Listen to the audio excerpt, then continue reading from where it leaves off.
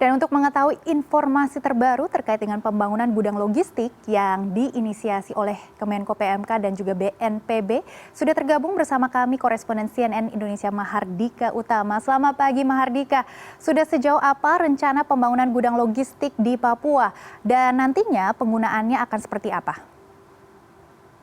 Ya, selamat siang waktu Indonesia Timur, Megi. Kalau Anda bertanya sudah sejauh mana pembangunan bidang logistik yang dilakukan di Provinsi Papua Tengah, satu bidang logistik di distrik Sinat, Kabupaten Puncak di Provinsi Papua Tengah sudah rampung 100% dan saat ini tengah diresmikan oleh Menteri Koordinator Bidang Pembangunan Manusia dan Kebudayaan, Muhadjir Effendi.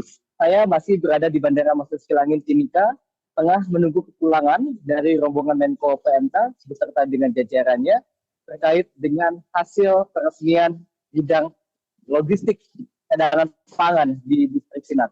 Selain dari Sinat, Menko PMK juga bertolak rencananya ke distrik Agan Dugume dengan menggunakan pesawat karavan untuk melihat sejauh mana proses pembangunan gudang logistik di sana tengah dilakukan. Padahal kalau kita melihat lagi ke rencana awal di tahun 2023 lalu, rencananya gudang logistik Agan Dugume juga direncanakan selesai pada bulan Agustus. Tapi namun pembangunannya sempat terkendala karena sejak bulan Maret 2024 lalu Bandara Agan Dugume ini dikuasai oleh KKB atau Organisasi Papua Merdeka selama hampir 5 bulan. Dan baru pada 5 Juli lalu berhasil diambil alih kembali oleh TNI setelah melakukan operasi yang cukup alot dan panjang selama 8 hari. Sehingga akhirnya pendaratan pertama pesawat dari BNPB untuk mengirimkan logistik pembangunan bisa dilanjutkan kembali. Dan seperti diberitakan sebelumnya bahwa gudang logistik di Agan Dugume ini akan rampung kurang lebih sekitar 6 bulan lagi dari hari ini. Dan kalau kita melihat seberapa urgensi keberadaan dari gudang logistik di distrik Sinak dan juga di Agan Dugume, tentu ini adalah sebuah tindak lanjut yang sangat penting dari peristiwa yang memilukan di Agustus tahun lalu atau tepat 1 tahun yang lalu terjadi bencana kelaparan yang mengakibatkan 6 orang warga di 3 distrik yaitu di Agan Dugume, Lambewi, dan Oneri meninggal dunia. Hal ini bisa terjadi setelah dipicu oleh kekeringan panjang dan juga suhu dingin ekstrim yang mengakibatkan adanya embun upas atau frost begitu. Sehingga air di sana menjadi asam dan tanaman umbi-umbian yang merupakan makanan pokok dari warga di 3 distrik tersebut menjadi busuk sehingga mereka kesulitan pangan dan mengalami gizi buruk. Dan selain itu juga kalau kita bicara bagaimana geografis dari Agan Dugume misalnya, ini berada di ketinggian 914 mdpl dan berada di kawasan lembah. Sehingga distribusi pasokan makanan sulit untuk didatangkan ke sana, hanya bisa menggunakan pesawat karavan seperti yang ada di belakang saya. Tetapi kita tahu juga bahwa kondisi keamanan di sana sangat-sangat tidak kondusif. Tadi saya sempat menceritakan bahwa selama 5 bulan Agan Dugume dikuasai oleh KPM. Dan sepanjang pembangunan gudang logistik di Sinak pun juga tak luput dari banyaknya aksi teror yang dilakukan oleh OPM. Seperti misalnya pada tanggal 8 Juli pesawat Smart Air, pesawat sipil yang membawa logistik ditembaki oleh OPM.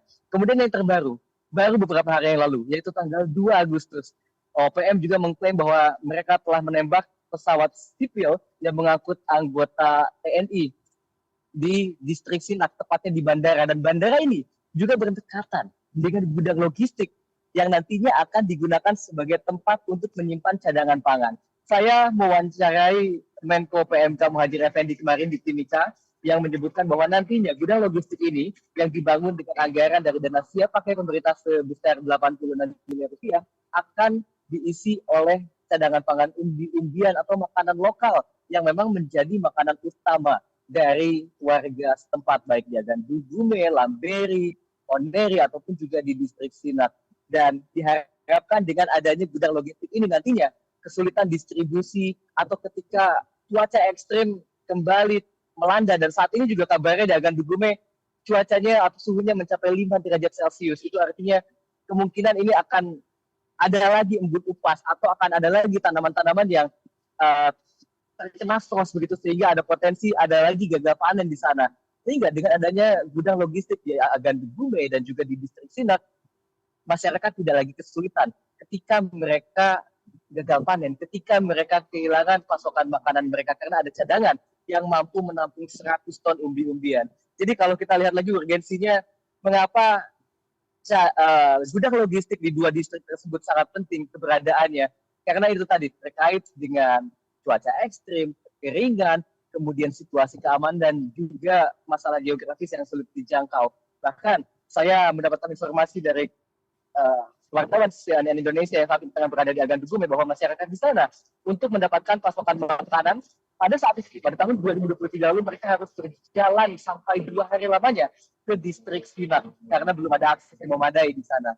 Sehingga diharapkan dengan sudah adanya gudang logistik di sana, hal-hal seperti ini, apalagi 6 korban jiwa yang tercatat meninggal dunia pada Agustus 2023 lalu tidak akan terulang lagi. Kembali ke Anda, Miki. Baik, Mahardika, ini sangat menarik sekali terkait dengan gudang logistik di Papua Tengah yang segera akan dibangun.